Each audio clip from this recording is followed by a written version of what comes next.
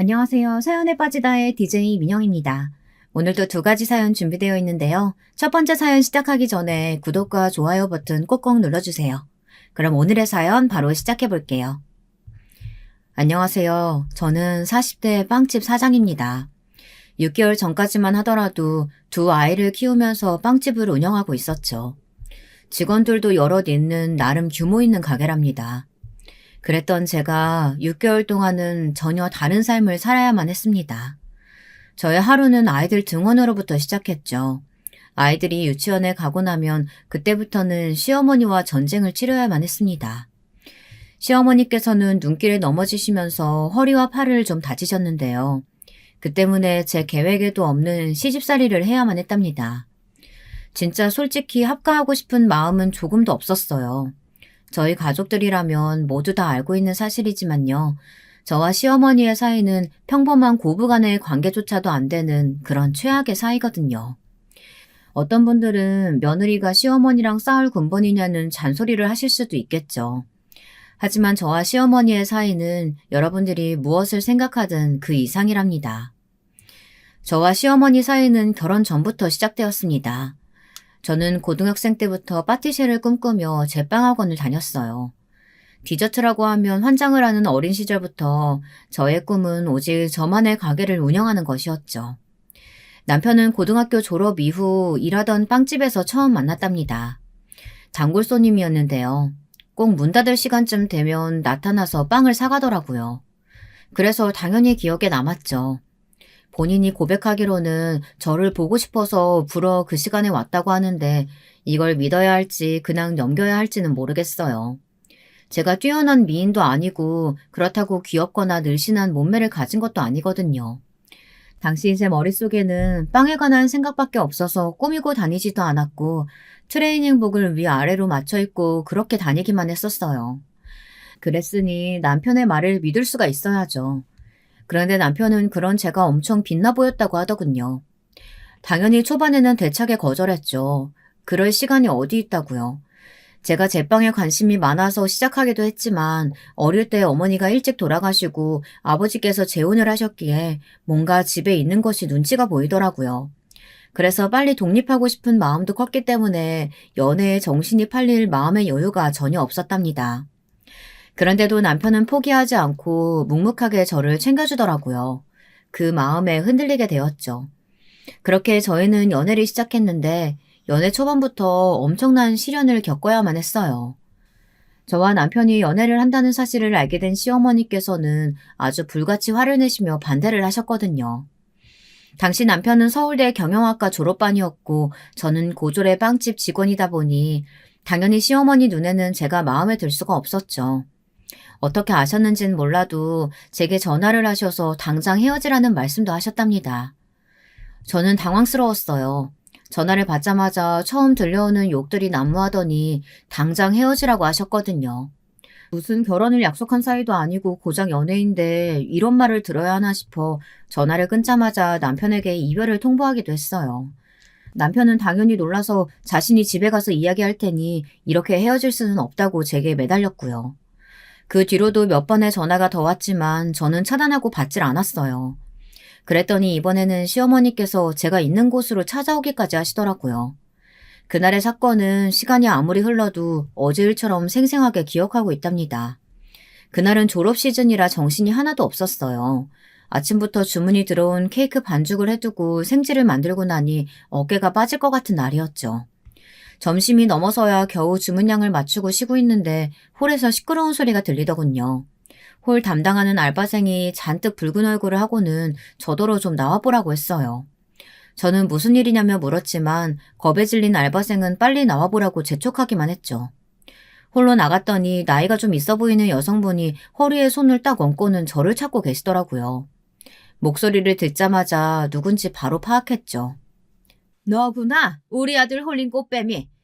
딱히 예쁜 구석이라고는 눈에 씻고 찾아봐도 없는데 무슨 수로 우리 아들 꼬여냈니? 여기는 영업장입니다. 나가서 이야기하시죠. 내가 왜? 네가 어떤 년인지 사장도 알아야 될 거 아니야. 멀쩡하게 생겨서는 손님한테 꼴이나 치는 더러운 년. 제가 뭘 어떻게 했다고 말씀을 그렇게 하세요? 시어머니가 쏟아내는 막말에 저는 참지 못하고 소리를 질렀어요. 홀에 있던 손님들이 힐끔거리는 것이 느껴졌지만 뚜껑이 열려버린 저는 진정이 되지 않았죠. 시어머니께서는 배운 것 없이 잘한 티가 난다고 하시며 돈을 줄 테니 먹고 떨어지라고 하셨어요. 소란에 사장님께서 달려나오셨어요. 이게 무슨 일이냐며 저와 시어머니를 바라보셨죠.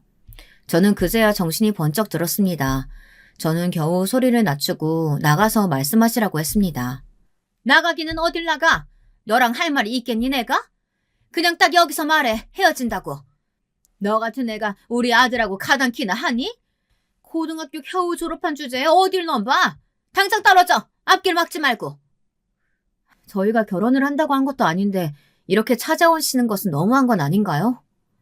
저희? 생각 없다는 년이 우리 아들이랑 묶어서 말을 해? 내가 너 같은 년들 머릿속을 모를 줄 알아? 결혼 생각이라고는 눈꼽만큼도 없으니까 안심하고 가시죠. 자꾸 여기서 소리 지르시면 경찰 부를 테니. 그리고 아주머니한테나 대단한 아들이지 저한테는 아니거든요. 그러니까 당장 나가세요. 시어머니께서는 경찰을 부르겠다는 소리에 그제야 헛기침을 하면서 만에 하나 만난다는 이야기가 들려오면 용서하지 않겠다고 으름장을 놓고는 빠른 걸음으로 나가버리셨어요. 사장님께서는 저런 사람은 처음 본다고 하면서 혀를 내두르셨죠. 저는 민망함과 죄송스러움에 어쩔 줄 몰랐고요. 사장님께서는 괜찮다고 하셨지만 저는 진짜 고개를 들 수가 없었어요. 사장님께서는 저런 사람과는 얽히지 않는 것이 좋겠다고 하시며 저를 토닥거려 주셨죠. 그렇게 시어머니께서 개판을 치고 가신 뒤 저는 바로 남편에게 전화를 걸어 이번만큼은 절대 넘어갈 수 없다고 말하며 무조건 헤어지겠다고 했어요. 솔직히 시어머니께서는 제가 남편이랑 당장이라도 결혼할 것처럼 하셨지만 당시에 저는 결혼의 기억도 생각하고 있지 않았어요. 결혼을 생각하기에는 제 사정이 여의치 않았거든요. 그저 제 앞가림 하기에도 바빴고요. 그런데도 시어머니께서 찾아오셔서는 난리를 치시는데 2번 다시는 만나고 싶지 않더라고요. 남편은 무슨 소리냐며 펄쩍 뛰었지만 저는 바로 남편을 차단해버렸답니다. 하지만 남편은 몇 번이고 저를 찾아와서는 자신을 믿고 기다려줄 수는 없냐고 했고 저는 그렇게 하고 싶지 않다고 선을 그었어요. 그리고 얼마 뒤 남편이 시어머니에게 무슨 소리를 했는지 시어머니가 또 빵집으로 찾아왔더군요. 이번에는 홀에 사장님이 계셨는데요. 사장님이 단호한 목소리로 저와는 만나게 해줄 수 없다며 빵집에서 조금이라도 소리를 높이거나 영업에 방해되는 행동을 한다면 바로 경찰을 부르겠다고 엄포를 놓으셨죠. 시어머니께서는 저번과는 전혀 다른 분위기에 긴장하신 것인지 군소리 없이 나가버리셨고요. 저는 그 모든 일들을 전혀 모르고 있었습니다. 오후가 되어서 급하게 근처 교회에 케이크를 배달하고 돌아오는데 시어머니께서 빵집 앞을 어슬렁거리고 있더라고요. 저는 왜 또 찾아오셨냐고 헤어졌으니 오지 말라고 했었죠. 헤어져? 헤어졌다는데 우리 아들이 그렇게 난리를 쳐? 얼마나 내 욕을 해댔으면 내 말은 듣질 않고. 너 진짜 아주 대단하구나. 저는 그런 것까진 모르겠고요. 2번 다시 아주머니 아들 만날 생각 없으니 저한테 와서 헤어지니 뭐니 말하지 마시고 아드님이랑 이야기하세요. 알겠어요? 내 아들 꼬여서는 귀 닫게 만든 년이 누군데 그런 말을 해? 시어머니께서는 다짜고짜 제 머리채를 잡고는 모든 일의 원흉이 저라고 소리를 지르셨죠. 저는 고통스러움에 소리도 나오지 않았어요. 다행히 가게 앞이라 홀에 있던 직원들이 달려나와 저를 도와주었답니다. 시어머니께서는 자신을 말리는 사람들을 뿌리치고는 가방에서 봉투 하나를 꺼내 제 얼굴에 집어던지며 이거나 먹고 떨어지라고 소리를 질렀어요. 그리고는 사장님이 나오시자 아주 눈에 보이지 않을 정도로 빠른 걸음으로 사라지셨죠. 머리는 다 뜯겨서 산발이 된 저는 제 앞에 떨어진 봉투를 주었어요. 제 이야기를 듣고 계신 분들은 상상이 되시나요? 그 속에 얼마나 들어있었을지. 1,000만 원, 아니 2,000만 원? 전혀 아니었어요. 그 속에는 딱 100만 원이 들어있었답니다. 100만 원이 적은 돈은 아니라고 하실 수도 있지만 대체적으로 이런 상황에 돈으로 해결하려는 사람들이 넣어두기에는 좀 애매한 금액 아닐까요? 사장님께서도 헛웃음을 터뜨리시며 먹고 떨어지라고 소리를 지르기에 억대는 되는 줄 알았다고 하실 정도였답니다. 저는 그 돈을 고스란히 남편에게 돌려주고 2번 다시는 보지 말자고 했었고 실제로 저희는 그렇게 헤어졌답니다. 절대 안 된다고 하던 남편이 어느 날 갑자기 안 보이더라고요. 저는 그렇게 인연이 정리되었다고 생각했죠. 남편을 다시 만난 것은 그로부터 7년의 시간이 흐른 뒤였어요. 저는 죽어라 돈을 모은 덕분에 동네에 아주 작은 빵집을 하나 오픈했죠. 그 사이 연애도 2번 정도 했고 가슴 아픈 이별도 해봤고요. 대학에 욕심이 생겨서 대학도 갔습니다. 그런데 어느 날 빵집의 문이 열리면서 남편이 들어오더라고요. 너무 놀라면 말이 안 나온다고 하잖아요. 제가 딱 그랬어요. 참 많은 생각이 들었어요. 이렇게 만나기도 하는구나 싶기도 했고요. 그런데 우연이 아니더라고요. 남편은 정확히 저를 찾아왔던 것이었죠. 너 없이는 정말 안 될 것 같아. 부모님 반대는 내가 어떻게든 할게. 우리 다시 시작하자. 하루아침에 사라져버린 사람이 이제 와서 무슨 소리야. 나는 깔끔하게 정리했고 오빠네 어머니와는 다시는 마주치고 싶지 않거든. 저는 단칼에 거절했지만 남편은 펄쩍 뛰며 그게 무슨 말이냐고 하더군요. 자기는 분명 유학을 가기 전 제게 편지를 보냈고 유학 중에도 편지며 메일이며 꾸준하게 보냈다고요. 당시 그런 일을 겪고 제가 아예 다른 지역으로 이사 가버리는 바람에 중간에 어긋난 것 같았어요. 거기다 메일이라니 저는 그런 것을 받은 기억이 없었죠.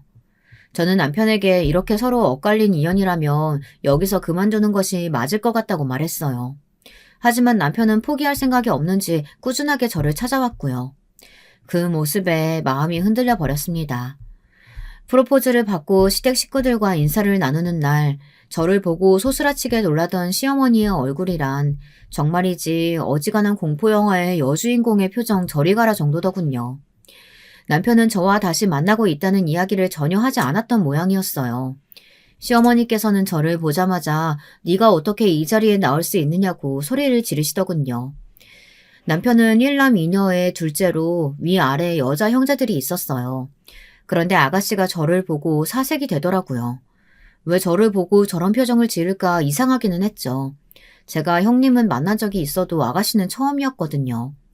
시댁 식구들과 만난 그 자리는 간단히 말하자면 아주 개판이 되었습니다. 너 저런 년이랑 아직도 만나고 있었어? 네가 뭐가 부족해서 저걸 집에 들인다는 거야? 어머니, 말씀 그렇게 하지 마세요. 저는 얼마나 잘났다고 사람을 그렇게 말씀하세요? 그리고 설사 어머니께서 마음에 들지 않으신다고 해도 이렇게 사람 앞에서 말씀하시는 건 예의가 아니죠. 예의? 네가 어떻게 엄마한테 이럴 수가 있어? 내가 널 어떻게 키웠는데 저런 걸 며느리라고 데려오냐고? 시어머니께서는 면전에 대고 고래고래 소리를 지르시며 자신이 죽기 전까지는 절대 결혼을 허락할 수 없다고 하더군요. 과거에는 그 소리가 그렇게 듣기 싫었고 반발하고 싶어지면서 나도 당신 아들 같은 사람 필요 없다고 외쳤는데 저도 저 나름대로 남편과의 미래를 생각하고 그 자리에 나갔기 때문인지 시어머니의 말 정도는 한 귀로 듣고 한 귀로 흘리는 것이 가능하더라고요. 막말로 제가 남편이랑 살지 시어머니랑 사는 것은 아니잖아요. 비록 그 말들이 상처가 아니었다면 그것은 거짓말이겠지만요. 그렇게 개판인 상태로 자리가 마무리된 이후 역시나 시어머니께서는 저희 가게에 오셔서 만들어둔 빵을 다 엎어버린다거나 가게 앞에서 소리를 지른다거나 하는 것으로 어떻게든 저를 단련시키려고 하셨어요. 동네 장사이다 보니 이런 소문이 나면 제가 망할 것이라고 생각하셨던 것 같더군요. 듣고 계시는 분들은 그 정도로 나왔으면 결혼을 접었어야 하는 것 아니냐고 하실 수도 있을 거예요. 그런데 제가 청개구리 심보가 있는지 시어머니께서 그렇게 악을 쓰고 반대하시니 반대로 오기가 생기더라고요. 저도 참 대책이 없기는 했어요. 오래 갈 줄 알았던 시어머니의 반대는 남편의 단호함과 형님의 전폭적인 지지 아래 한풀 꺾여버렸어요. 마지못해 결혼을 허락하신 거죠. 그런데 시어머니께서 대뜸 시댁에 들어와서 살라고 하시더라고요. 남편의 회사 근처에 작은 아파트를 마련한 상태라 저희는 당황스러웠죠. 저는 순간 절대 시댁에 들어가서 살면 안 되겠다는 생각이 머릿속을 스치고 지나갔어요. 허락은 하셨지만 여전히 저를 못마땅해 하시는 분인데 만약 같이 살게 된다면 저를 못살게 굴어서 쫓아내지 않으실까 싶더라고요. 제가 먼저 지쳐 쓰러지도록 말이죠. 남편도 저와 비슷한 생각이었는지 아파트까지 마련했으니 무조건 분가하겠다고 하더군요. 시어머니께서는 펄쩍 뛰시며 절대 용납할 수 없다고 하셨지만 남편은 단호하게 분가하겠다고 했어요. 시어머니께서는 원래 자기 아들은 이렇지 않았는데 저 때문이라고 또 제 탓을 하셨지만 남편은 오히려 그런 시어머니의 모습에 질려하는 것 같았습니다. 급기야 시어머니께서는 절대로 하시면 안 될 말까지 하셨답니다. 저게 뭘 할 수 있다고 덜컥 분가야. 적어도 10년은 데리고 살면서 가르쳐야지. 엄마 없이 커서 살림을 알면 뭐 할 만 알겠어. 네 입맛을 알기를 하냐. 우리 집 손맛이라도 가르쳐놔야 어디 가서 욕은 안 먹지. 제가 저보다 어른이시니 참고 넘어가려고 했는데요. 어머님, 엄마 없이 컸다는 말이 저한테 얼마나 상처일지 생각해 보셨어요? 제가 마음에 안 드시는 건 충분히 알고 있는데 그렇게 말씀하시면 안 되죠. 그리고 뭐만 했다고 하면 제가 못 배웠다고 하시는데 그만 좀 하세요. 그러는 어머님은 얼마나 많이 배우셨는데요? 지금 그게 어른한테 할 말이야? 못 배워 처먹은 거 어디 동네방네 소문이라도 낼 생각이야? 그리고 우리 아들이 어떤 아들인데 서울대 졸업장에 유학 가서 석사도 딴 것은 물론 덜컥 대기업 입사도 해. 우리 아들이랑 결혼한다고 줄 선 여자들만 해도 한 트럭이야. 너 같은 건 명함도 못 내미는. 알아들어? 고작 빵 쪼가리 만드는 주제에 어디다 대고? 그만 좀 하세요. 트집도 적당히 잡으시라고요. 어디까지 갔을 생각이세요? 화가 머리끝까지 난 제가 시어머니에게 한 소리 하려고 하자 남편이 나서며 그만 좀 하라고 소리를 지르더군요. 남편의 얼굴은 붉어지다 못해 흑빛을 띠고 있었어요. 저는 그래도 남편의 어머니인데 조금만 참을 걸 그랬나 잠깐 후회하기도 했지만 남편의 이어지는 말에 그런 생각이 쏙 들어가더라고요. 오히려 충격을 받은 쪽은 저와 시어머니였답니다. 자꾸 이 사람한테 말씀 함부로 하시면 저희 여기 안 옵니다. 보실 때마다 화만 내실 텐데 굳이 서로 얼굴 붉혀가면서 만날 이유가 있나요? 너 어떻게 그런 말을 할 수가 있어? 아무리 여자가 좋아도 그렇지. 그게 부모한테 할 말이야? 어머니야말로 그만 좀 하세요. 어차피 결혼 허락해 주셨으면 이제 그만하셔도 되잖아요. 도대체 어디까지 가실 생각이세요? 저도 이렇게 화나는데 이 사람 마음은 오죽할까요? 시어머니께서 남편의 말에 마음대로 하라고 하시더니 입을 꾹 다무셨어요. 집에 오는 길에 남편에게 너무 심했던 것 아니냐고 슬쩍 물었어요. 그래도 아들이라고 애지중지 하셨을 텐데 시어머니께서 꽤나 충격을 받으신 것 같았거든요. 남편은 한숨을 내쉬며 고개만 절레절레 흔들더군요. 그리고는 자기 때문이라면 괜찮으니 시댁과는 거리를 좀 두자고 말했습니다. 시댁에 행사가 있으면 자기 혼자만 다녀오겠다고 하면서요. 물론 그렇게 하면 저야 편하겠죠. 저 싫다는 사람 안 보고 살 수 있으니까요. 그런데 한편으로는 제가 빠지면 저 때문에 괜히 남편이 시댁 식구에게 좋지 못한 소리를 듣는 것은 아닐까 걱정이 되더군요. 그래서 중요한 행사 때는 남편이 말려도 꾸역꾸역 시댁에 인사를 갔답니다. 시어머니의 날선 소리에도 조금씩 적응이 되다 보니 귀 닫기 스킬도 점점 쌓여갔고요. 제가 별 반응을 보이지 않자 이번에는 시어머니께서 뺀질나게 저희 집을 찾아오기 시작하셨어요. 제가 남편의 입맛에 맞게 요리를 못한다는 핑계를 삼아 반찬을 가지고 오셨지만 사실 남편은 뭐든 잘 먹는 편이라 딱히 가리는 반찬이 없었거든요. 거기다 저나 남편이 소식을 하는 편이라 반찬도 넉넉하게 만들지 않았고요. 하지만 시어머니께서는 제가 남편을 굶긴다고 하시면서 어떻게 살림하는 집 냉장고에 들어있는 것이 없느냐고 화를 내셨습니다. 아주 내 아들 굶여 죽일 작정이냐? 냉장고에 들어있는 거라고는 고작 과일, 밑반찬 대여섯 가지 뿐이니 도대체 너는 아침에 내 새끼 아침은 뭐로 차려주는 거냐? 저희는 아침 각자 챙겨 먹고 나가는데요, 어머니. 제가 가게에 새벽에 일찍 나가서요. 뭐? 그럼 우리 아들 빈속으로 출근시킨다는 거야? 너는 아무리 무식해도 그렇지 어디서 집안의 가장이 출근하는데 그따위야? 어디서 배운 건지. 하긴 보고 자란 것이 있어야 그런 것도 알지. 시어머니의 레파토리는 시간이 지나도 달라지는 것이 없었는데요. 늘 우리 아들이 어쩌고로 시작해서 제가 못 배웠기 때문이라는 말로 마무리가 되었답니다. 그러다 보니 시어머니의 막말에도 면역이 생겼죠. 저는 시어머니께서 잔소리를 계속 하시는데도 단답형으로 짧게 대꾸만 했어요. 이런 저의 행동이 시어머니의 분노를 산 것은 당연하고요. 불행 중 다행이라고 해야 할지 그날도 어김없이 시어머니께서 저희 집에 오셔서는 집을 구석구석 뒤져보며 마음에 안 드는 것들을 지적하고 계셨죠. 저는 저걸 언제 다 치우나 속으로 한탄하면서도 시어머니의 말씀에 꼬박꼬박 말대꾸를 하고 있었고요. 그때였죠. 제 태도가 마음에 들지 않으셨던 시어머니께서 소파에 올려둔 쿠션이 더럽다고 하시며 제 쪽으로 던지셨는데요. 딱 타이밍 좋게 남편이 들어왔답니다. 남편은 벙찐 얼굴로 저와 시어머니를 바라보다가 지금 뭐 하는 짓이냐고 소리를 질렀습니다. 시어머니께서도 이런 상황은 생각하지 못했던 터라 당황하시더군요. 남편은 당장 나가자고 하며 시어머니를 모시고 나가더군요. 그날 이후로 시어머니는 일체 저희 집에 오지도 않으셨어요.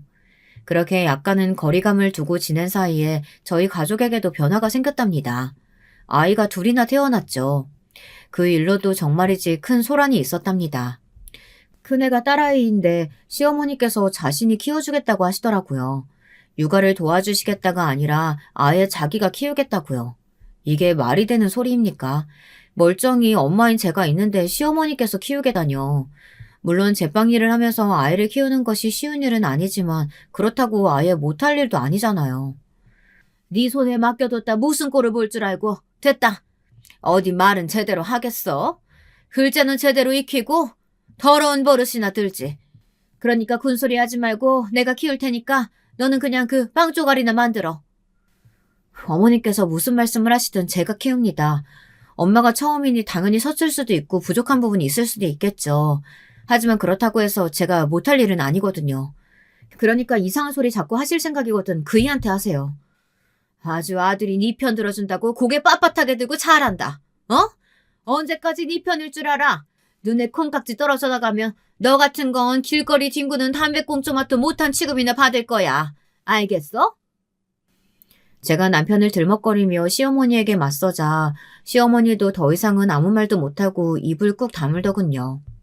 진짜 이렇게까지 해야 하나 싶었지만 시어머니 성향으로 봐서는 이걸로도 부족하겠다 싶었답니다. 시어머니와 그 일이 있다 보니 저는 아이들 교육에 있어서만큼은 꼼꼼하게 챙겼답니다. 엄마가 처음이다 보니 여기저기 지인들 도움을 받기도 했죠.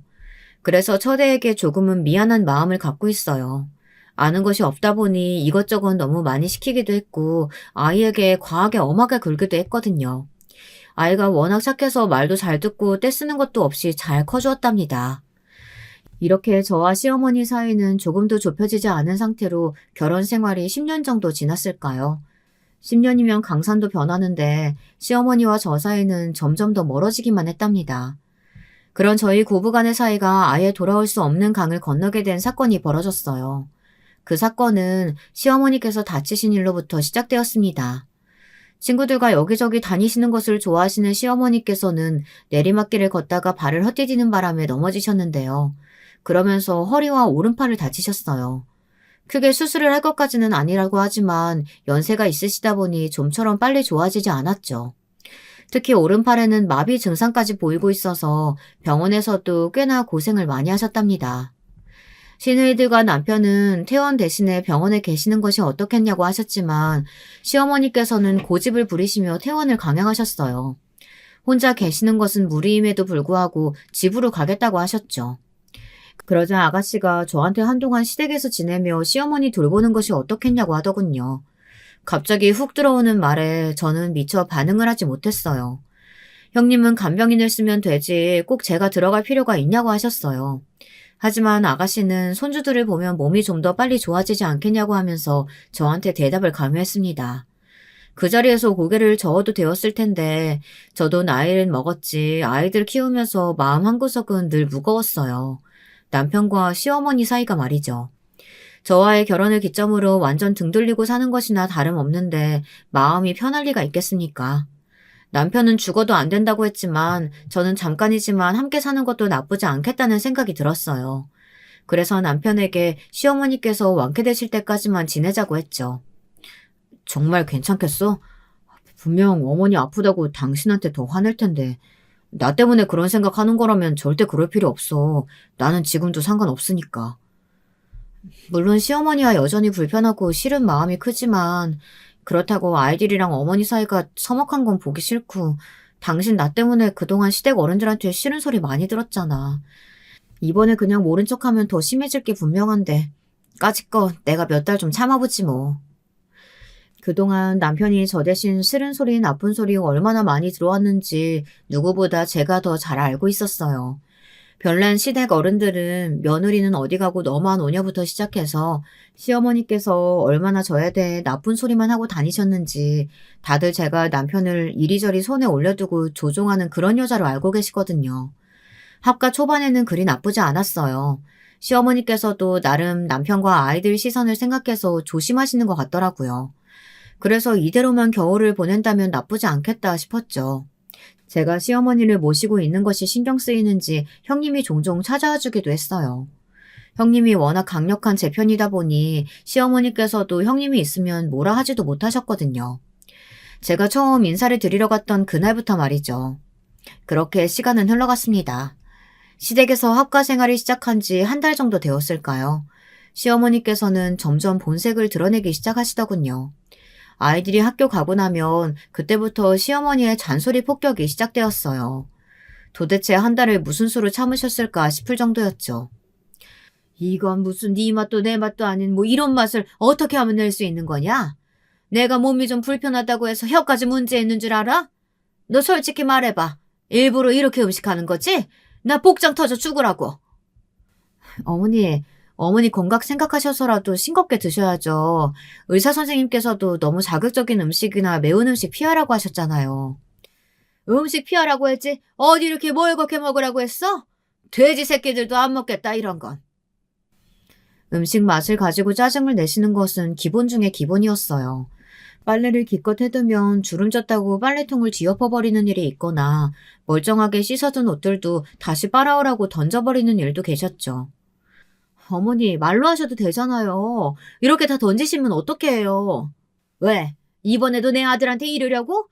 고자질해서 우리 모자 사이 갈라놨으면서 무슨 부귀 영화를 더 누리겠다고 그리 머리 쓰는 거냐? 어? 그이한테 이야기해봤자 어머니께서 안 달라지실 텐데 무슨 소용이 있어요. 그러니까 제발 짜증 나더라도 말로 좀 하세요. 한두 살 애도 아니고 이렇게 집어던지시면 어떻게 하란 말씀이세요? 한두 살 애? 이년이 시어머니한테 말하는 꼬락서니 좀 봐라. 어디다 대고 훈계질이야? 시어머니께서는 제 말에 좀처럼 화를 가라앉히시지 못했어요. 하지만 그런 일이 반복되다 보니 저는 점점 시어머니의 신경질을 적당히 무시하는 단계까지 올라왔답니다. 이야기를 듣고 계시는 분들은 뭐하러 합가를 해서 그런 고생을 하느냐고 하실 수도 있겠지요. 하지만 저는 나름 견딜만 했어요. 오죽하면 딱 이대로만 버티면 된다는 생각이었어요. 병원에서도 경과가 좋다고 하셨으니 정말 금방이라고 생각했죠. 비록 시어머니께서는 아직도 아프다, 몸이 불편하다라는 등의 말을 하셨지만 병원에서도 물리치료 결과가 상당히 좋다고 하시면서 조금만 더 운동을 챙겨하면 일상생활도 무리 없이 소화해낼 수 있다고 하셨답니다. 합가의 목표는 아이들과 시어머니의 사이를 좋게 만드는 것이었는데요. 아이들에게는 할머니라는 존재가 그리 좋은 기억으로 남지는 않았어요. 그도 그럴 것이 어린애들 앞에서 저한테 그렇게 화를 내고 소리를 지르셨는데 아이들이 뭘 기억하겠어요. 하지만 그것도 함께 살면서 많이 좋아졌답니다. 겨우 화가 많은 할머니 단계로밖에 변화하지는 못했지만 그게 어딥니까? 실은 할머니에서 말이죠. 아이들이 할머니를 부르며 따르는 모습을 종종 보이자 합가에 고통이 있기는 했지만 그래도 다행이다 싶었답니다. 합가를 하면서 하나 제가 이상한 것을 발견했는데요. 얼굴도 처음 보는 남자들이 매일같이 집을 찾아온다는 것이었어요. 시어머니 말씀으로는 시아버지께서 남겨주신 사업을 대리로 해주는 사람들이라는데 제 눈에는 전혀 그렇게 보이지 않았죠. 너무 이상해서 남편에게도 말했는데 남편도 이미 아는 사람들이라고 하더군요. 물론 이런 부분이 이상한 것은 아니었어요.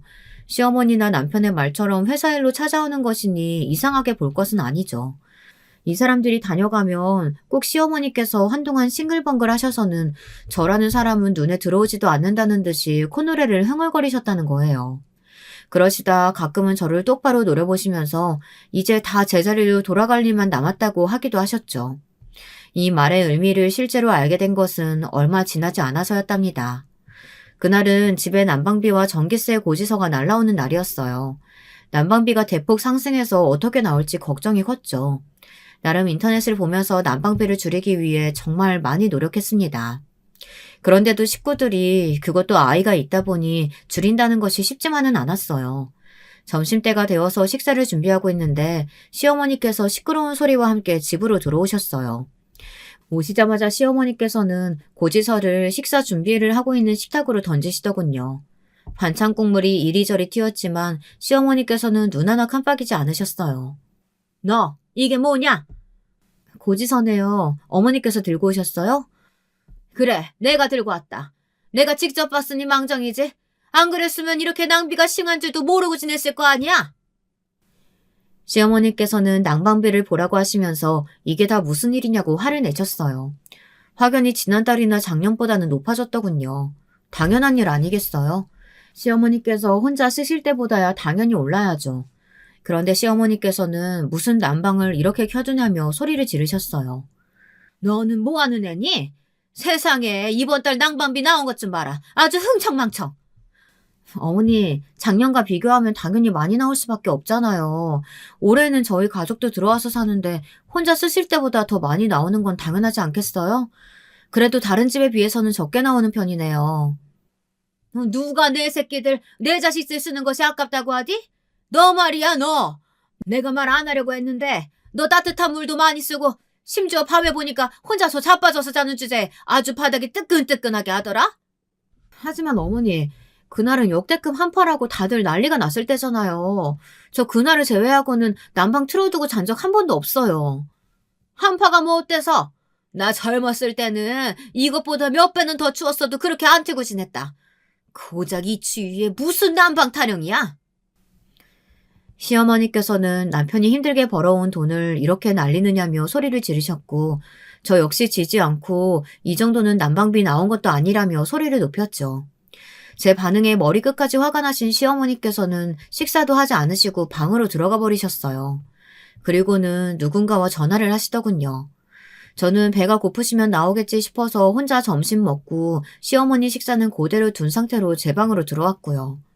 그때였어요. 갑자기 남편에게서 급하게 지방으로 출장을 가게 되었다는 말과 함께 몇 가지 옷을 좀 챙겨서 나와달라는 연락이 왔어요. 저는 시어머니께 사실대로 이야기하고 집을 나섰죠. 아이들 하원 시간에 맞춰 함께 집으로 들어갔더니 언제 화를 내셨냐는 듯이 시어머니께서 기분 좋게 말씀하시더라고요. 심지어 제게는 아까 너무 예민하게 말했다고 사과까지 하셨죠. 저는 왜 이러시나 싶었지만 그저 전기세나 난방비에 신경은 쓰겠지만 병원비가 더 많이 나올 수도 있으니 너무 춥게 지내지는 말자고 말씀드렸답니다. 다음 날 정말이지 잊을 수 없는 공포의 날이 시작되었어요. 아이들을 등원시키고 저는 평소처럼 집안 청소를 하고 빵집에 다녀왔어요. 들어오는데 시어머니께서 저를 부르시더군요. 곧 친구들이 오는데 창고에서 박스 하나를 좀 가지고 와달라고요. 시어머니 댁은 단독주택이었는데 반지하 창고가 하나 있었거든요. 그곳에는 온갖 잡동사니들을 들어있었는데 시어머니께서 아주 중요한 것이니 꼭 꺼내야 한다고 하시더라고요. 저는 시키는 대로 손전등을 가지고 지하실로 내려갔어요. 문을 여는데 냉기가 느껴지더군요.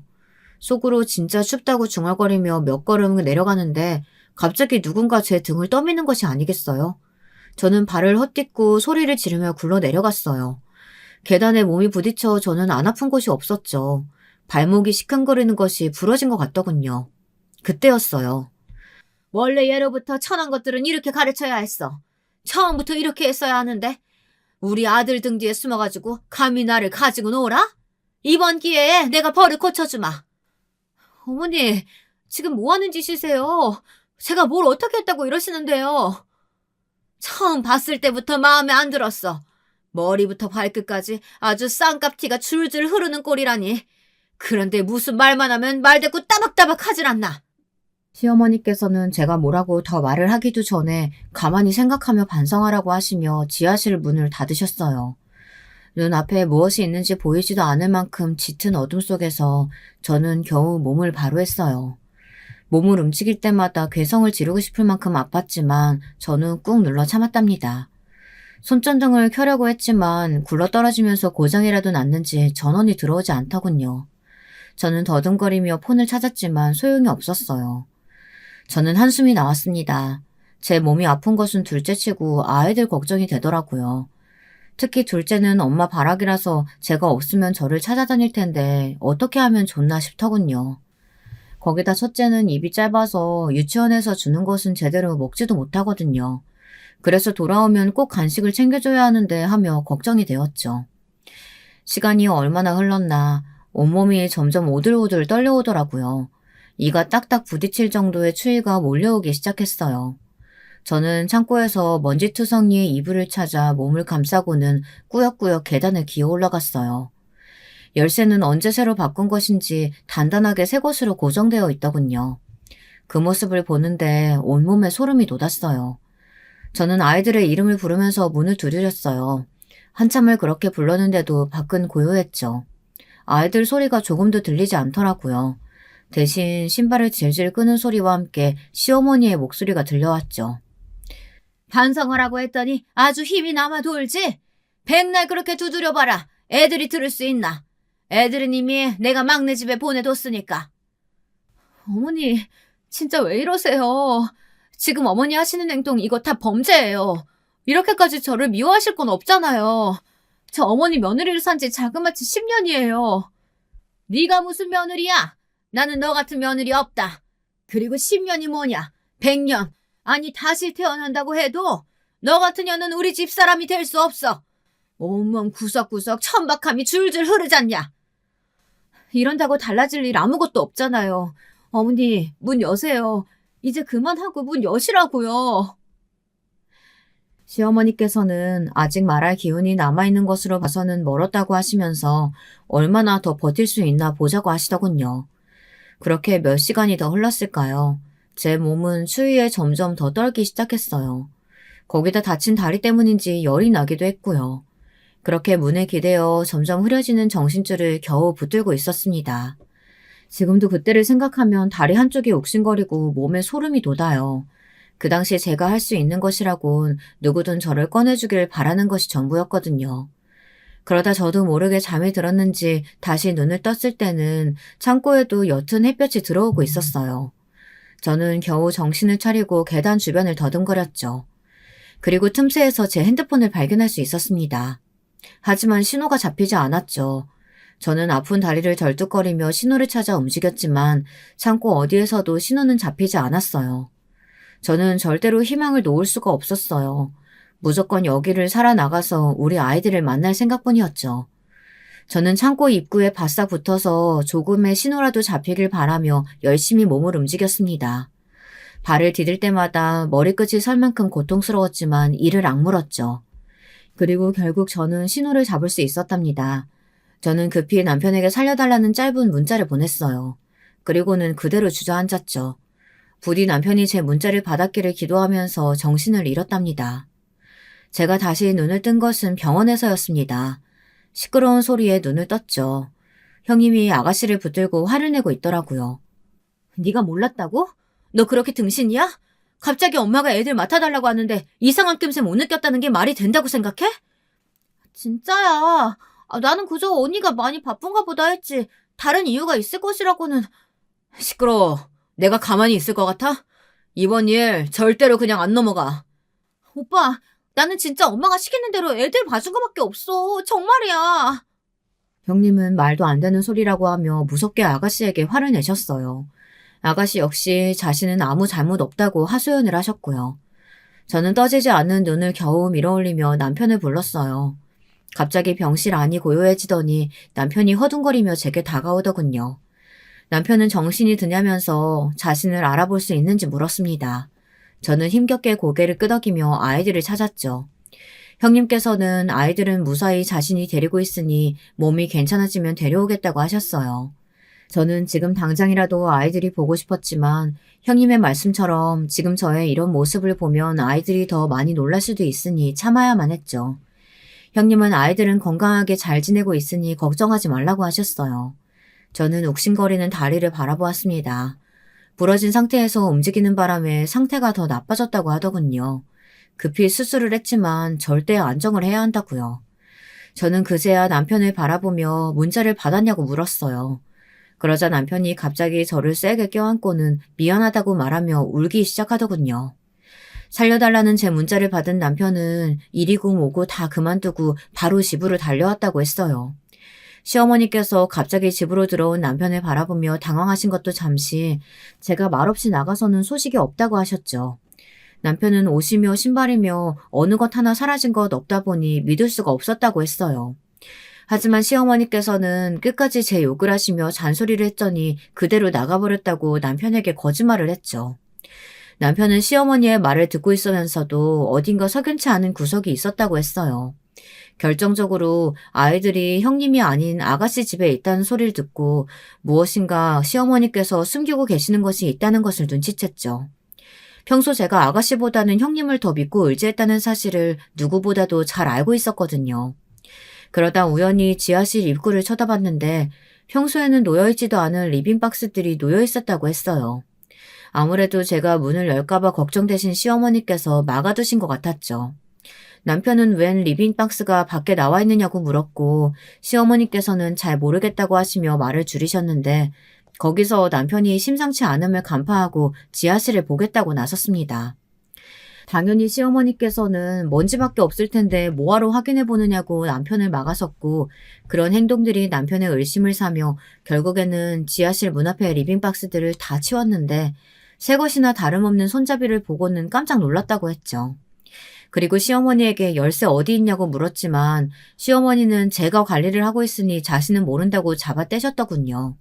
남편은 힘으로라도 열어야겠다 싶었는지 말리는 시어머니를 뿌리치고 문을 부쉈고 결국에는 입구에 쓰러진 저를 발견했다고 해요.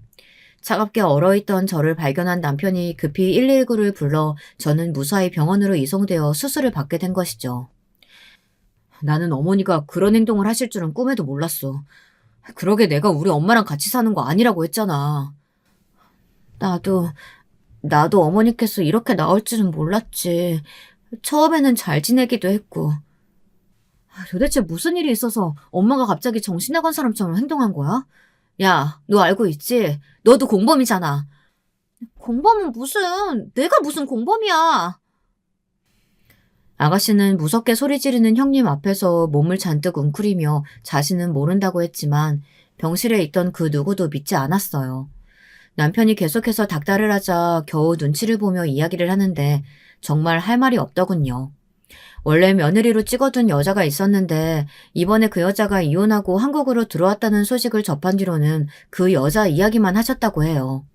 집안이며 스펙이며 나무랄 곳 한 군데 없는 여자라고 하면서 그쪽 집에서도 남편에게 관심을 보이고 있으니 이번에 저를 쫓아내고 그 여자를 며느리로 들여야 한다고 말하셨다고 하더라고요. 그 이야기를 듣는데 웃음이 났어요. 무슨 조선시대도 아니고 어떻게 그런 생각을 하는지 믿을 수가 없었죠. 형님도 저와 같은 생각인지 시어머니께서 정신에 문제가 생긴 것은 아니냐며 당장이라도 병원에 입원시키고 검사를 해봐야 한다고 했습니다. 가만히 이야기를 듣고 있던 남편은 아가씨에게 언제부터 알았는지 물어보더니 왜 자신에게 이야기를 하지 않았느냐고 화를 냈어요. 아가씨야 당연히 시어머니께서 설마 행동으로 옮기실 것이라고는 상상도 하지 못했다고 말하며 고의로 그런 것이 절대 아니라고 하더군요. 나는 두 사람이 어떻게 나오든 상관없어. 어머니 정신병원에 쳐넣어버리던가 아니면 두 번 다시 우리 앞에 안 나타나게 할 거야. 말리지 마. 엄마가 저지른 행동은 범죄야. 이건 징역을 살아도 할 말이 없을 정도라고. 그래도 오빠, 다 엄마가 오빠 잘 되라고. 안 닥쳐? 나 잘 되길 바라셨다면 그렇게 나오실 수 없어. 다 엄마 욕심이지. 문자를 조금이라도 늦게 봤으면 애들은 엄마를, 나는 사랑하는 사람을 잃을 뻔했다고. 알아? 남편은 무섭게 화를 내며 어떤 방향이든 선처는 없을 것이며 자신은 부모 자식의 연을 끊어버리겠다고 했습니다. 병실에는 무거운 공기가 흘렀어요. 한참 만에 먼저 입을 여신 건 형님이셨습니다. 형님은 차마 시어머니께서 교도소 가시는 모습을 볼 수는 없으니 정신병원에 넣는 것으로 정리하자고 하시더군요. 그러고는 저를 바라보시면서 저한테 이런 부탁을 하는 것 자체가 얼마나 나쁜 행동인지는 알지만 시어머니의 남은 인생은 정신병동에서 보낼 수 있도록 해줄 수 없느냐고 말했죠. 저는 단박에 대답이 나오질 않았어요. 어떤 분들은 고작 하루 갇혀 있었던 것 아니냐고 하실 수 있지만 제게는 그 하루가 전부는 아니었으니까요. 남편은 지금 당장 대답할 필요 없다고 말하며 형님과 아가씨를 내보냈습니다. 아가씨는 그래도 시어머니 아니냐며 그저 용서하라고 했고 형님은 그런 아가씨를 강하게 끌어당기며 말 같지 않은 소리 하지 말라고 하더군요. 그렇게 두 사람이 나가고 저는 남편에게도 혼자 있고 싶다고 말했어요. 남편은 다소 충격받은 얼굴이었어요. 제가 자신을 밀어낼 것이라고는 생각하지 못했던 것 같았죠. 하지만 이내 알겠다고 하고는 병실을 나가더군요. 병실에 혼자 남은 저는 참 많은 생각을 했습니다. 마음 같아서는 시어머니가 저와 똑같은 고통을 겪었으면 좋겠다 싶었어요. 차가운 교도소 안에서 자신이 한 행동을 곱씹어 보며 철저하게 후회했으면 좋겠더군요. 하지만 한편으로는 잠깐 살고 나오면 끝인 그곳보다는 평생을 정신병동에서 쓸쓸하게 노후를 보내도록 하는 것도 괜찮겠다 싶었고요. 어느 쪽이든 철저히 가족들에게 외면받는 삶이 어떤 것인지 알 수 있겠죠. 그렇게 꼬박 하루를 고민한 저는 남편에게 병원의 도움을 받겠다고 말했습니다. 그 뒤로 자세한 이야기는 들은 적 없지만 저는 딱 한 번 시어머니를 만나고 온 적이 있어요. 바로 일주일 전이죠. 형님께서는 말리셨지만 저는 시어머니께 멀쩡한 제 모습을 보여드리고 싶었어요. 아니나 다를까 저를 보자마자 눈을 시퍼렇게 뜨고는 왜 살아있느냐고 물으시더군요. 그리고는 저를 가만히 두지 않겠다고 소리를 지르기도 하셨죠. 간호사들이 급히 시어머니를 안쪽으로 데리고 들어가고 형님은 그런 시어머니를 바라보며 긴 한숨을 내쉬었어요. 저는 그저 마지막이 될 시어머니의 모습을 보고만 있었죠. 불쌍하다는 생각은 조금도 들지 않더군요. 병원을 나서면서 저는 형님께 무조건 행복해질 것이라고 말했어요. 형님은 덤덤히 제 어깨를 두드려주기만 하셨고요. 제 이야기 마지막까지 들어주셔서 감사합니다. 여러분, 두 번째 사연 시작하기 전에 좋아요, 구독 꼭 눌러주실 거죠? 그럼 두 번째 사연 바로 시작합니다. 안녕하세요. 제가 그동안은 사연에 빠지다의 애독자로만 지내왔었는데 어느 날 문득 시간을 내어 저의 사연을 한번 써서 보내보면 어떨까 하는 욕심이 피어오르더군요. 실천으로 옮기기로 결정한 후부터는 내심 가슴이 떨리고 얼마나 긴장되었는지 모르겠어요. 혹시 너무나도 수준 미달이라 제 사연이 반려가 된다고 하여도 저는 이해할 수 있어요. 이렇게 사연으로 적어서 보내는 것만으로도 저에게는 충분히 의미 있고 즐거운 경험이니까 말이죠. 저는 아주 특별할 것 없이 일남 일녀 집안의 둘째로 태어나 자랐습니다. 친정 부모님께서는 제가 어렸을 적부터 맞벌이로 돈을 버셨어요. 친정아버지께서는 평범한 직장인이셨고 친정엄마께서는 친한 언니분께서 운영하시는 식당에서 보조 일을 매일 5시간씩 하셨죠. 저의 위로는 친정오빠가 있었습니다. 그리고 친정오빠가 고등학교 때 운동을 하다가 크게 부상을 당함으로써 저희 친정 집안에 균열이 일어나게 되었어요. 사실은 제가 원래부터 친정오빠 때문에 집안에 불만이 좀 있었습니다. 첫째라는 이유로, 남자라는 이유로, 아들이라는 이유로 친정오빠가 저보다 많은 특혜를 누리고 있다고 늘 생각해왔기 때문이었어요. 저는 또래 친구들보다 살짝 체구가 왜소하였는데 친정오빠는 반대로 자기 친구들보다 체격이 좋은 편이어서 외관에서부터 위화감이 조성되어 왔었죠. 제가 볼품없는 체격으로 태어나고 싶어서 태어났고 그렇게 잘하고 싶어서 자란 게 아니었기 때문에 억울했었네요.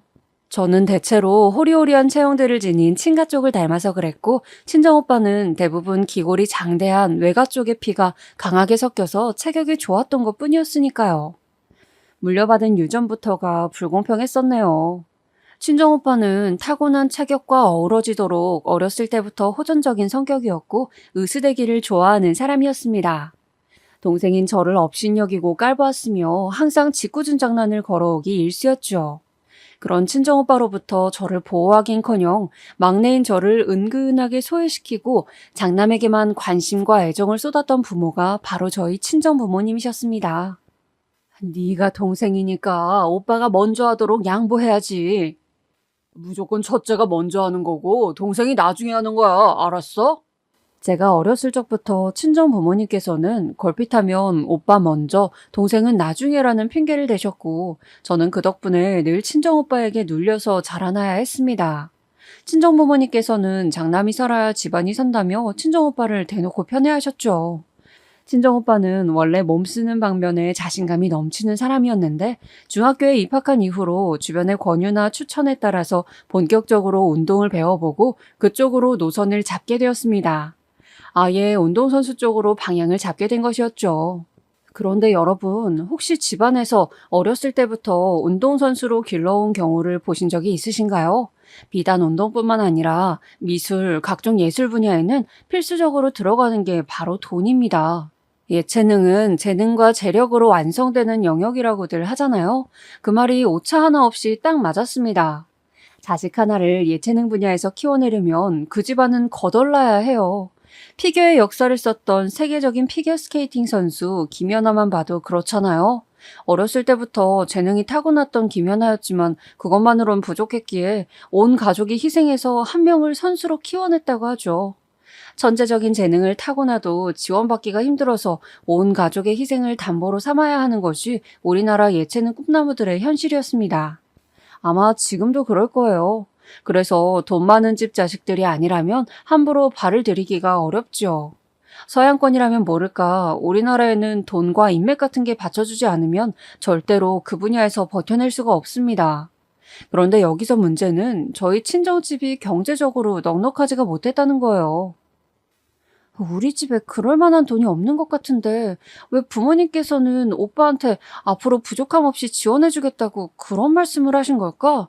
오빠 좋으라고 거짓말을 하신 것 같진 않은데 혹시 오빠가 운동하는 데는 큰 돈이 안 들어가는 것이려나? 저는 그런 의구심으로 궁금했죠. 하지만 당시에 제 주변만 보더라도 금세 답은 나왔습니다. 제가 재학하던 학교에 악기를 따로 배우는 친구들이 몇 명 있었거든요. 그런 친구들은 아예 집안에서 더 어렸을 적부터 악기와 고급 레슨을 지원해준 경우들이었습니다. 또한 집안에 음악가가 있거나 아예 대학 입학을 의도적으로 악기 전공으로 정해놓은 채 미리 입시를 설계하는 경우들이기도 했죠. 아무튼 모두의 공통점은 집안에 금전적인 여유가 있다는 것입니다.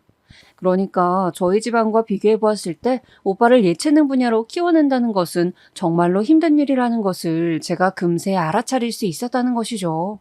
운동선수로 키워내겠다는 포부, 그것 자체에는 불만이 없었습니다. 친정오빠 본인이 그토록 원하였고 친정 부모님께서도 기쁘게 동의를 하셨는데 제가 뭐라고 거기에 반대 의사를 달 수 있었겠나요? 하지만 친정오빠에게 모든 투자가 들어간다는 것은 동생인 제가 궁핍해진다는 것과 동일하다는 게 문제였습니다. 과장 하나 없이 제 옷을 따로 한 벌조차 사보지 못했어요. 저는 중학생이 된지라 교우관계에도 민감한 사춘기였는데 친정부모님께서 쥐뿔 지원을 안 해주시는 바람에 저의 자존심과 자존감이 완전히 망가졌습니다. 학교는 어차피 교복만 입고 다니는데 네가 옷은 새로 사서 뭐하게? 장롱을 열어봐라. 거기에 네 옷 천지다 천지야. 교복 안 입을 때는 학교 체육복 입으면 되잖아. 체육복 살 때 한 사이즈 크게 사라 그래서 그렇게 샀지? 그래, 앞으로 실컷 그 체육복이나 입고 다녀. 그러면 되는 것을 얘는 쓰잘데기 없게 시리 왜 사치를 하려고 들어? 하여간 도움이 안 돼요. 저도 주말이면 친구들과 번화가 동네에서 따로 만나서 놀아보고 싶었어요. 학교 수업이 다 마치면 친구들과 버스를 타고 맛있는 음료수를 사 먹으러 가보고 싶었습니다. 하지만 제가 받는 용돈으로는 정말 아무런 여흥도 즐길 수가 없었고 일주일에 딱 한 번 정도만 매점에서 빵 하나 사 먹을 수 있었기 때문에 저는 친구들과 쌓고 싶었던 추억을 쌓을 수가 없었습니다. 반면에 저희 친정오빠는 갖은 핑계를 대면서 그놈의 운동화를 한 달에 한 켤레씩 사댔던 것 같아요. 저는 작아진 운동화도 차마 아까워서 버릴 수 없는 처지였기 때문에 뒤축을 꺾어 신고 다녔건만. 같은 부모에게서 난 남매였지만 친정오빠와 저는 같은 집에 살면서 전혀 다른 세상을 살고 있었습니다. 말씀드렸다시피 저희 친정집이 부유하지가 못하였어요. 그런데 친정오빠에게 돈이 들어가다 보니까 가족이 허리띠를 졸라매야 했고 친정엄마께서는 일을 조금 더 늘리시며 한 푼이라도 더 벌기 위해 애를 쓰셨습니다. 우리 아들 잘 되는 일에 돈 없다고 지원을 못 해주면 그건 두고두고 피눈물 흘리게 될 일이지. 집을 팔아서라도 우리 아들 앞길은 내가 훤하게 밝혀줄 테니까. 친정엄마께서 눈물겨운 의지를 불태우실 때마다 제가 그 앞에서 얼마나 초라해졌었는지 모릅니다. 저는 문제집 한 권을 마음 놓고 살 수가 없어서 친정엄마의 눈치를 한참 살펴가면서 간신히 부탁을 드릴 수 있었는데 친정오빠는 그런 노력을 하지 않아도 알아서 챙김을 받고 있었으니 얼마나 친정오빠가 부러우면서도 저의 처지가 서러웠는지 모릅니다. 친정엄마께서는 당신의 아들을 위해서 더욱 열심히 일을 하신 탓에 전보다 더욱 고단한 몸을 안고 사셨고 그러면서 짜증이 느시는 바람에 저에게 걸핏하면 그 화를 푸셨습니다. 저를 혼내고 나시면 기분이 나아지셨나 봐요. 본인만의 스트레스 해소법이었을 수도 있겠죠. 하지만 별다른 이유도 없이 갑자기 크게 혼이 나곤 했었던 저에게는 그 순간들이 끔찍한 악몽으로 남게 되었습니다. 하고 싶은 것도 마음껏 하지 못하였고 먹고 싶은 것, 사고 싶은 것들도 전부 자제한 채 조용히 구석에 처박혀서 지냈던 집안의 막내. 그런 저에게 어느 날 엄청난 소식이 날아들게 됩니다.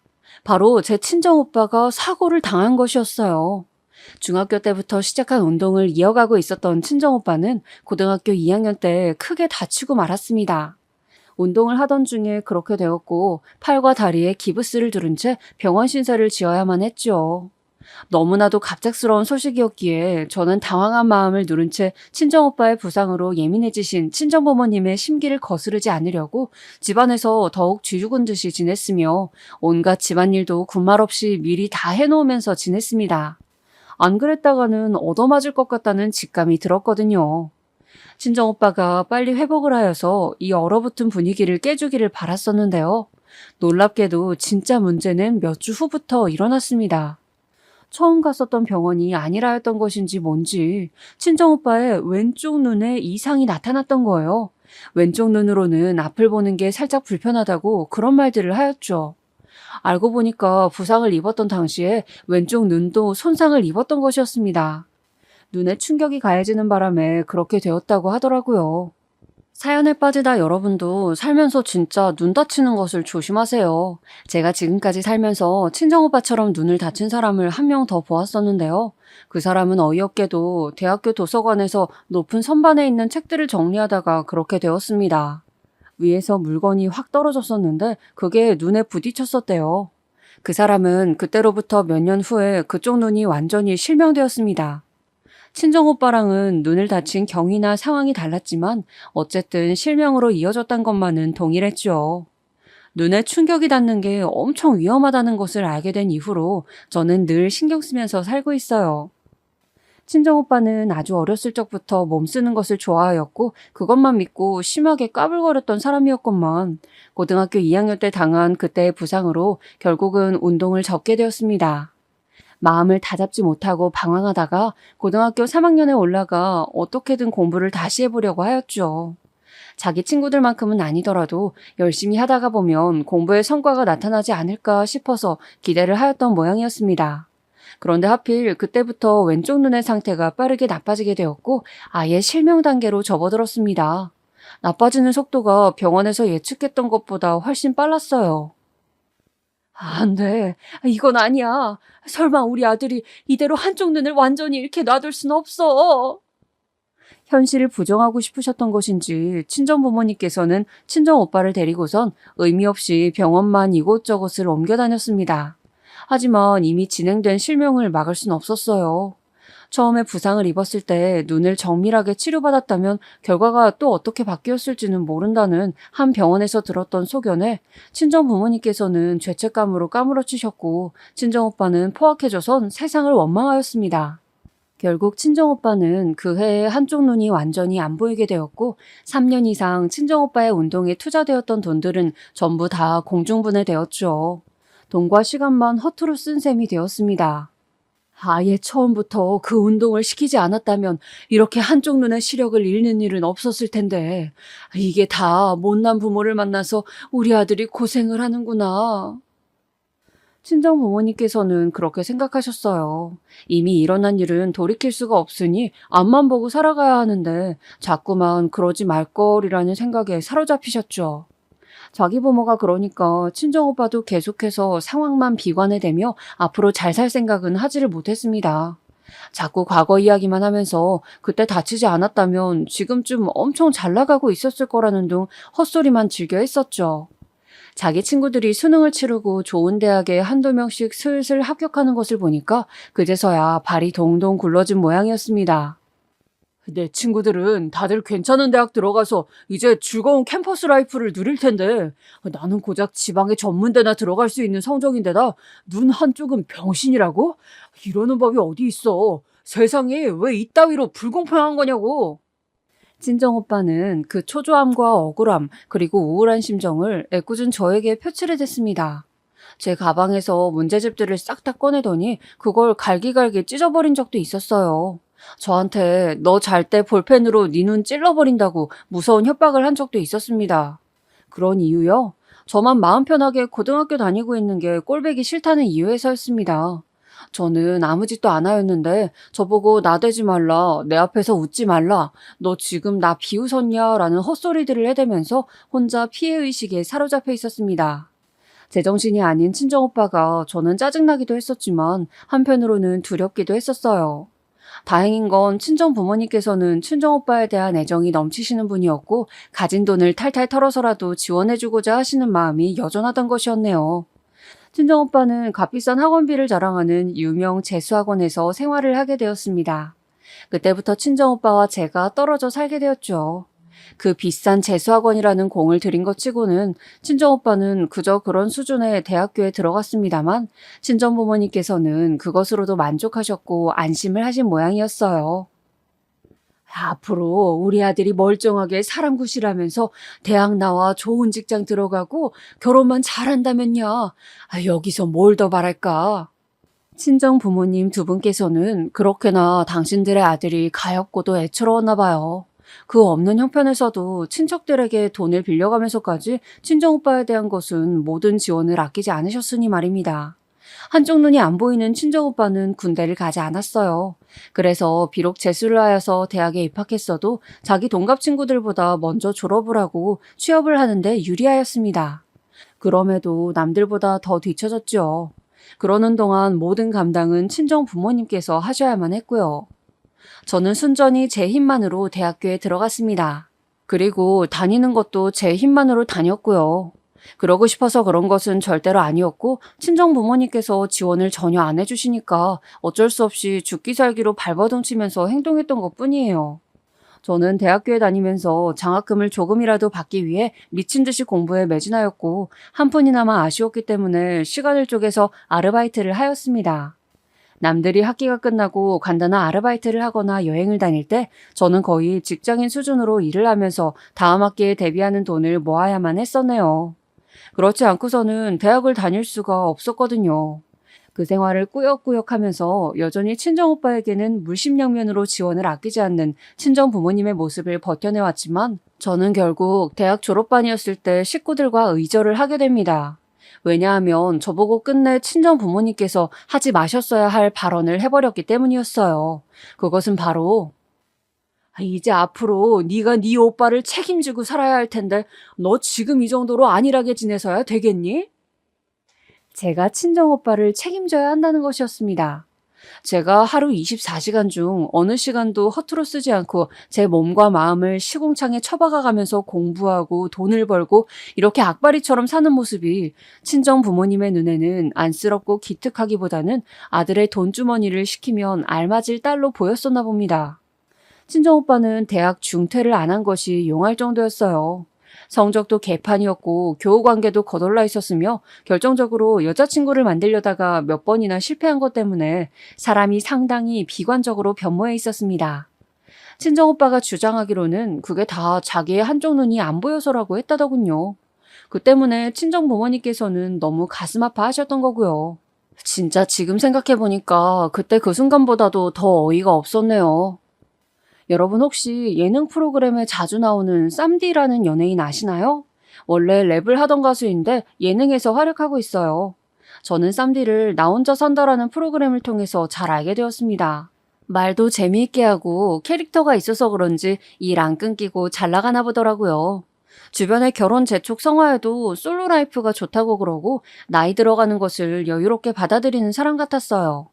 아무튼 제가 놀랐던 게 이 쌈디라는 연예인이 한쪽 눈이 안 보인다는 사실이었습니다. 선천적인 게 아니라 어렸을 때 눈을 다치는 바람에 실명이 되었고 나머지 눈으로만 세상을 보다 보니까 그쪽 눈에도 피로가 쌓여서 시력이 좋지 않다는 거예요. 어린 나이에 그렇게 되었으니 얼마나 두렵고 무서웠을까요? 사람에게 5가지 복으로 꼽히는 오복 중에서도 눈 좋은 게 제일이라고 하잖아요. 팔다리에 장애 입는 것보다 눈 안 보이게 되는 게 압도적으로 두렵지요. 세상과 나를 차단시키는 거니까요. 그럼에도 어렸을 때 실명을 갖고도 호전적인 성격으로 자라나서 랩을 해서 성공하고 연예인으로서도 계속 잘 나가는 게 대단했고 제 친정오빠 생각이 자연스레 났습니다. 친정오빠는 한쪽 눈을 다치기 전까지 18년 동안 두 눈으로 세상을 잘 보았다는 사실 따위는 잊어버린 지 오래였으며 친정부모님께서 전폭적으로 오빠를 지원해 주었고 불쌍히 여겨주었음에도 두 분을 자꾸 원망하였죠. 계속 부정적으로만 지내니까 처음에는 정말 불쌍하고 안 됐다고 여겼던 오빠 친구들, 그리고 친동생인 저마저 시간이 갈수록 지쳐갔던 것입니다. 그런 저를 보면서 친정부모님께서는 못마땅해 하셨고요. 가족끼리 친정오빠 문제로 첨예한 대립을 이어나갔었네요. 제가 살면서 친정부모님으로부터 받은 서름을 나열하자면 한도 끝도 없는데요. 그 중에서도 가장 압권이었던 것이 있어요. 정말 미치게 속상했던 것은 친정부모님께서 저를 키울 때 들어간 돈이 있다고 하시면서 그것들을 노트에다가 대략 적어서 저한테 갚으라고 하셨던 것입니다. 분유값, 기저귀값 들먹이면서 자식한테 그것들을 갚으라고 하는 게 말이 되나요? 그런 부모 이야기 여러분은 혹시 주변에서 들어보신 적이 있나요? 제가 졸업을 앞두고 대학교에서 중간고사 기간에 결국 쓰러졌었어요. 대학교 열람실에서 거의 밤샘 공부를 하다가 복통을 앓으며 기절했는데 눈을 떠보니 병원 응급실이었습니다. 그때 주변에 있던 학우들이 구급차를 불러줘서 제가 병원에 실려갔었더라고요. 병원에서 저의 이런저런 얘기를 듣더니 스트레스가 쌓여서 위경련을 일으켰다고 말을 해주었습니다. 저는 위경련이라는 게 그렇게 강력하고 고통스러운 것인지 몰랐어요. 누가 저의 배를 갈라서 장기들을 거칠게 주무르는 것만 같았습니다. 이 시기에 저는 스트레스로 인해서 관자놀이가 으깨지는 것 같은 극심한 두통도 앓고 있기도 하였어요. 링게를 맞는 동안 저는 제가 병원에 와 있다고 친정엄마한테 전화를 했었죠. 그랬더니 친정엄마께서는 바로 짜증을 내셨습니다.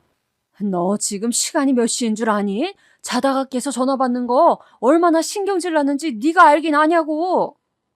저는 친정엄마의 말씀을 듣자마자 전화를 끊었고 펑펑 울었습니다. 고민하다가 학교 앞에서 자취를 하고 있던 같은 과학 동기에게 연락했더니 그 시간에 바로 택시 타고 병원에 와줬어요. 그 친구가 저랑 되게 친한 건 아니었어요. 가끔 강의 끝나는 시간이 겹치면 학교 구내식당에서 밥 먹고 그 정도였는데도 저한테 아픈 사람의 연락을 어떻게 외면하냐는 말과 함께 와주었던 것입니다. 자기가 못 오는 상황이었으면 대신 갈 수 있는 사람을 바로 알아봐 줬을 거라고 하는 말에 제가 또 울고 말았었네요. 피 한 방울 안 섞인 남들도 이 정도로 해주는데 제 친정집의 모습이 뭔가 잘못되었구나라는 생각이 강력하게 들었더랍니다. 제가 이 친구랑은 아직도 잘 지내요. 고마워서 제가 은혜 안 잊고 살려고 이 친구한테 정말 잘해줍니다. 병원에 실려갔던 그날 진지하게 다짐을 하였어요. 차라리 가족들이랑 연 끊고 사는 게 낫겠다고 말이에요. 시험 기간이 끝난 후에 제가 이런 생각을 가족들 앞에서 밝히니까 바로 그때 득달같이 난리 나서는 저한테 돈 갚으라고 친정 부모님께서 그러셨던 것입니다. 분유값과 기저귀 값을 운운해 가시면서 말이에요. 2년 끊을 때 끊더라도 저한테 그 양육비 내놓고 사라지라고 하셨어요. 그래서 제가 말씀드렸죠. 자기가 낳은 자식을 양육하는 건 의무라고, 이거 안 하면 신고당하고 잡혀가는 거라고요. 저는 두 분에게서 태어난 자식으로서 응당 누려야 할 양육을 누린 것뿐이라고 분명히 말씀드렸습니다. 그랬더니 친정아버지께서 분노하셔서는 저를 반쯤 죽여놓으려고 하셨죠. 친정엄마께서는 저한테 정없는 년이라고 욕을 하셨고요. 그 와중에 친정오빠는 저한테 뭐라고 했는 줄 아시나요? 항상 너만 잘났고 너만 행복했어.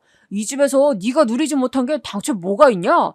은혜도 모르고 가족의 정도 모르는 사이코패스 같으니라고. 도대체 제가 뭘 그렇게 행복한 것을 누렸다고 친정오빠가 그런 식으로 말을 했는지 모르겠어요.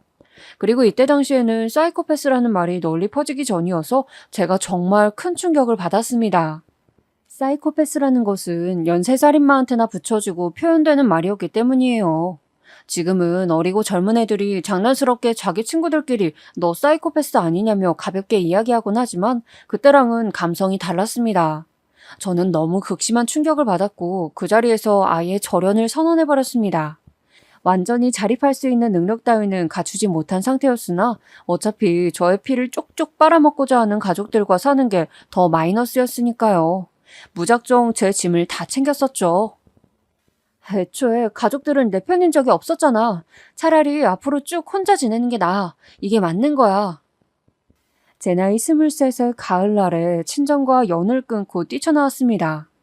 그로부터 며칠 후에 친정엄마의 동생인 작은 이모가 나한테 연락 와서 만나자고 하더군요. 내심 기대를 하고 자리에 나갔어요. 제 소식을 듣고 저를 동정하시는 게 분명할 거라고 믿었거든요. 그런데 저를 반긴 이모의 반응은 제 상상과는 너무 다른 것이었습니다. 너 제발 정신 좀 차리고 살아.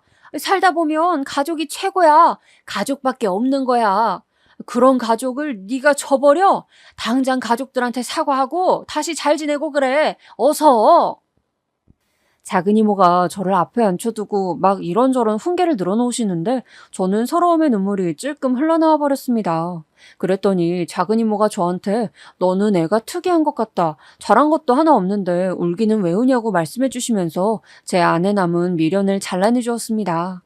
양가 친척들 모두 합쳐서 저랑 제일 가깝다고 스스로 여겼던 사람이 바로 작은 이모였거든요. 그런 사람이 저한테 네 잘못이다, 네가 용서를 구해야 한다라고 말을 하니까 실망감이 커서 미칠 것 같았습니다. 그토록 사랑받고 싶었던 저는 대학교를 졸업할 때가 되어서야 제 희망을 이룰 수 없음을 온전히 깨닫고 받아들였습니다. 친정 부모님께서는 제가 괘씸하다고 하셨죠. 그리고 친정 오빠는 어느 날 저에게 밤늦은 시간에 전화를 걸어서는 쌍욕을 해댔습니다. 술에 취한 목소리였어요. 그때부터 아예 전화번호 차단을 했었네요. 덕분에 아무런 미련을 남기지 않을 수 있었던 것 같아요. 저는 돈을 벌기 위해서 대학을 졸업하자마자 무작정 취업부터 했습니다. 그리고는 악착같이 돈을 모으기 시작했어요. 자취비용부터 각종 생활비를 부담하면서 돈까지 모으려니까 늘 저의 일상은 척박하였고 여유가 없었습니다. 그러던 어느 날에 직장에서 옆 부서의 여자 선배가 저한테 주말에 할 일 없으면 혹시 봉사활동 같이 가보지 않겠냐고 하더군요. 원래 같이 가기로 한 사람이 집에 일이 생겨서 펑크가 났다면서 인원을 채우기 위해 저를 데리고 가고 싶다고 하였습니다. 저는 당연히 거절하려고 했었는데 그 여자 선배가 저한테 비싼 밥을 사주겠다고 회유하는 바람에 결국 넘어가 버렸습니다. 저의 직속 사수가 그 여자 선배랑 친했거든요. 왠지 눈밖에 나면 좋을 것 같지가 않았어요. 그렇게 천금 같은 주말 일요일 오전부터 저는 봉사활동의 현장에 나갔습니다. 그 여자 선배가 저를 반겨주면서 하는 말이 저라는 사람을 볼 때마다 늘 어딘가 쫓기듯 바쁘게 일만 하려고 하고 전혀 여유가 없어 보여서 괜히 안쓰러웠대요. 그래서 사적으로 대화를 나눠보면 좋겠다는 생각을 했었다고 말을 하더군요. 저는 전혀 그 여자 선배랑 친해질 생각이 없었는데 그냥 적당히 맞장구나 쳐주면서 봉사활동을 끝낼 생각이었어요. 그런데 인생 참 신기하게 돌아가더군요. 제가 바로 그 봉사활동을 하면서 그날 손발을 함께 맞춰 일한 남자 봉사자 한 명이 있었습니다. 키가 큰 편이라서 바로 앞에 서 있으면 제가 그 남자를 한참 올려다봐야 했었죠. 그냥 키가 큰 남자라는 인상 외에는 아무 생각도 없었는데 봉사활동이 끝나갈 무렵에 그 남자가 저한테 번호를 물어보는 거예요. 혹시 남자친구 있냐는 물음과 함께 말이죠. 이게 무슨 일이지? 나는 살면서 단 한 번도 남자의 구애를 받아본 적이 없었는데? 처음에는 저를 놀리나 하는 짐작까지 해봤었지만 왠지 수줍어하는 그 표정을 외면할 수가 없어서 저도 모르게 번호를 알려주고 말았습니다. 그 다음날에 그 남자가 저한테 메시지를 보냈고요. 저는 어떻게 하면 완곡하게 거절할 수 있을까 싶어서 고민했습니다.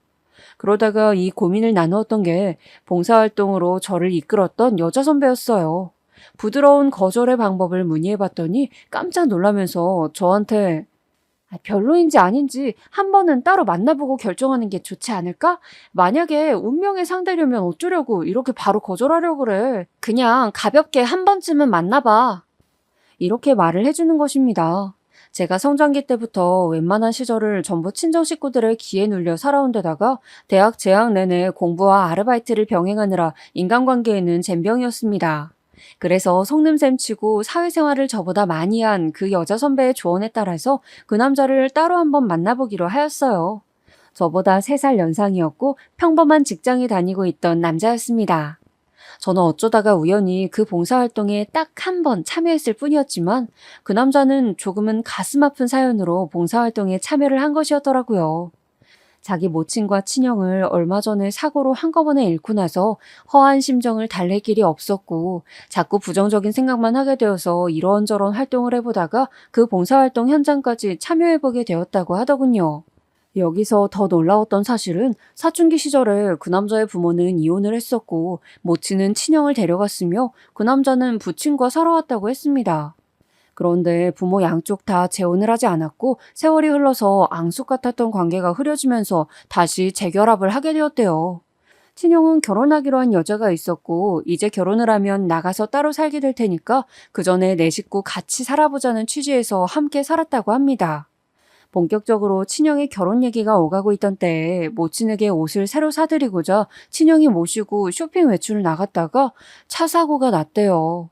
현장에서 모친과 친형이 즉사하는 바람에 그 남자와 부친은 마지막 작별 인사조차 하지 못했다고 합니다. 저도 그렇지만 저희 아버지께서 정말이지 이혼하셨던 이후로 그 아무에게도 눈길 안 주시고 오로지 당신의 인생에서는 어머니 외에 여자는 없다고 하셨던 분이었거든요. 어머니께서 그렇게 허무하게 돌아가신 이후로 너무 기력을 잃으셔서 걱정입니다. 어떻게 이런 비극이 일어났는지 모르겠어요. 침울하게 말하던 그 남자의 마음을 문득 저는 어루만져주고 싶다는 생각이 들었어요.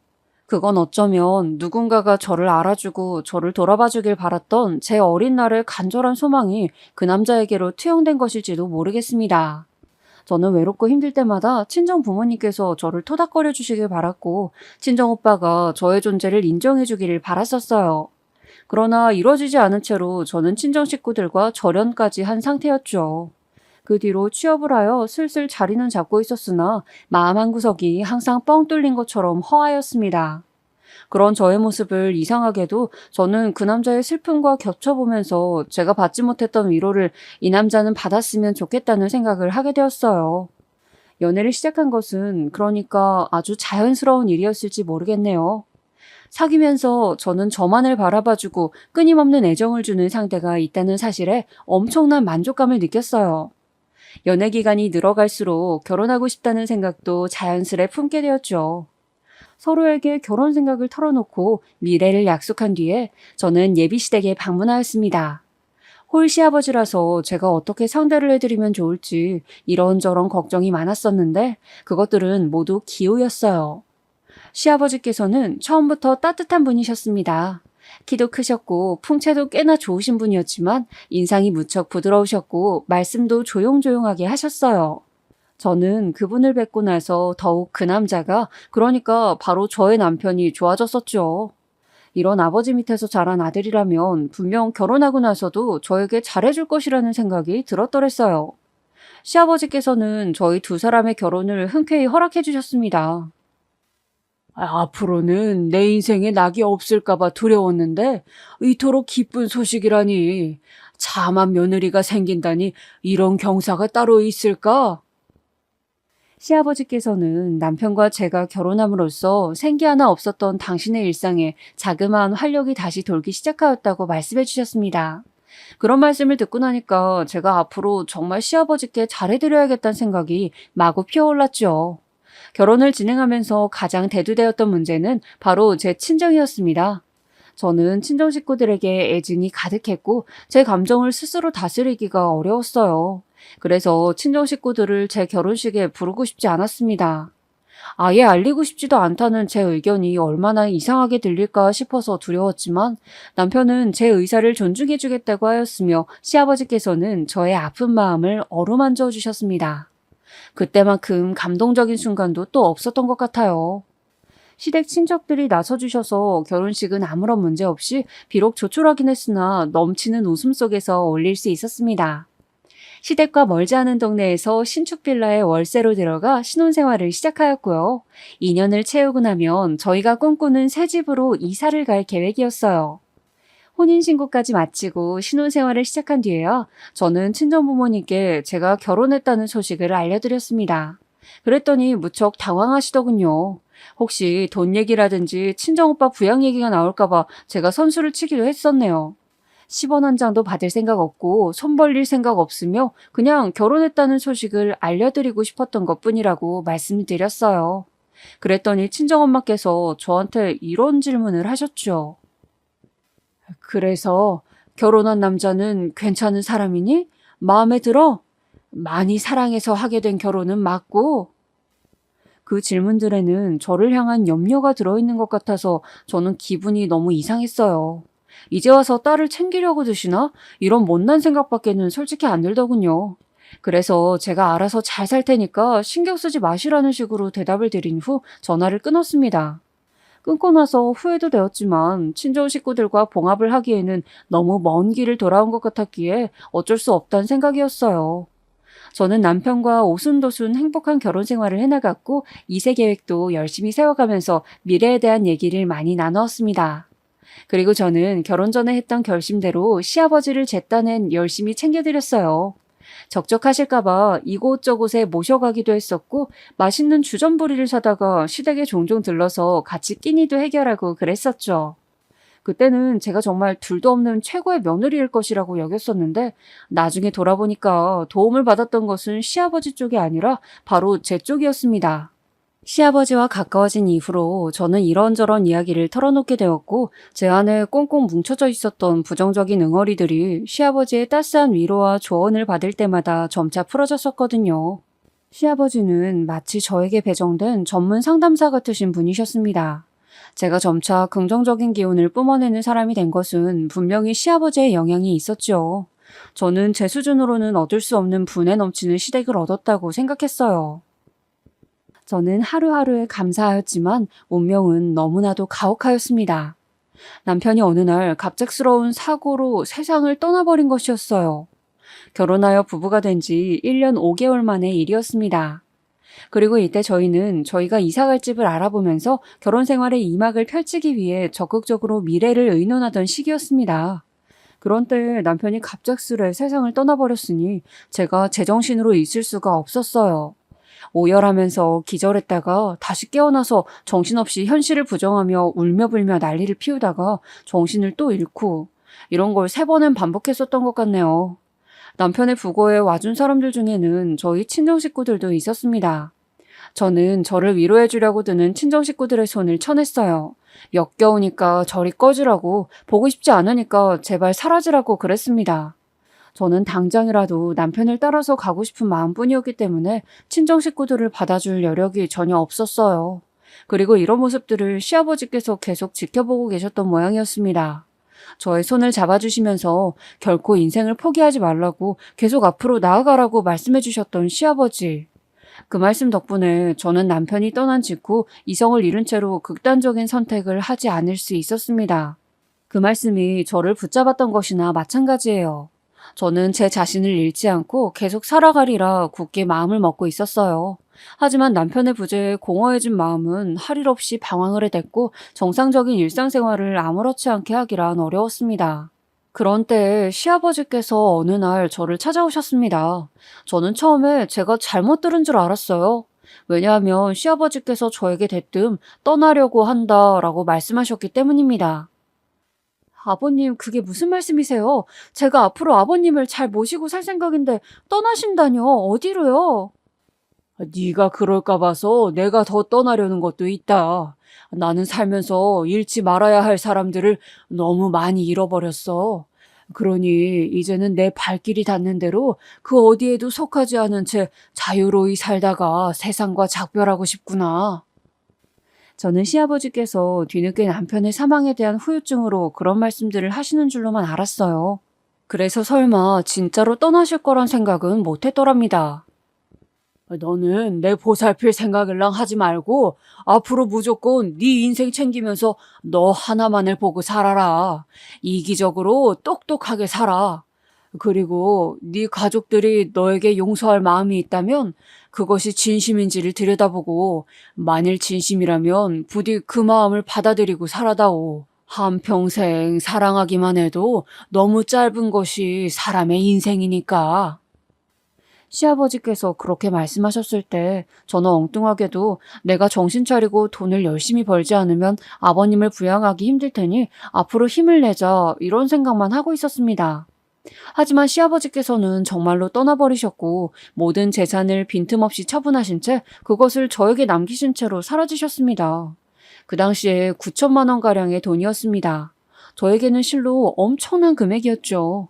저는 시아버지를 백방으로 찾아 나서 보았지만 쉽지 않았고 어딘가 깊은 산속에 절에 들어가신 것은 아닐까 하는 짐작만 했었어요. 다시 돌아오실 거라는 생각을 하는 동안 1년, 2년, 시간은 금세 흘러갔습니다.